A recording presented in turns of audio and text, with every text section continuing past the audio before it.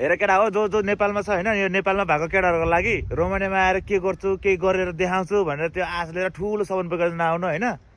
यहाँ आएर अब यति नै कमाउने यति नै गर्छु कसम नयाँ मेन पावर दलालहरूले भने जस्तो केही पनि हुँदैन यहाँ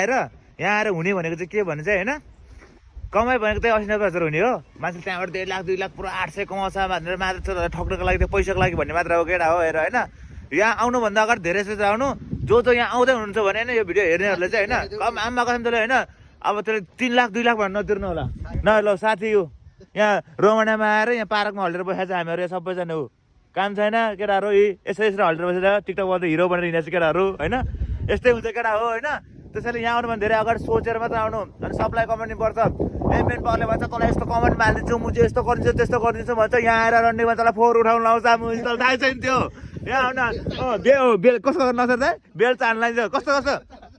बेल चाहिँ मार्न लाउँछ यहाँ के गर्नु लाउँछ होइन त्यसैले सबैजना बुझेर मात्र आउनु होला त रोमानिया यो तपाईँहरूलाई नेपालमा भएको जो आउँदैछ नि हो त्यसको लागि सल्लाह दिएको ल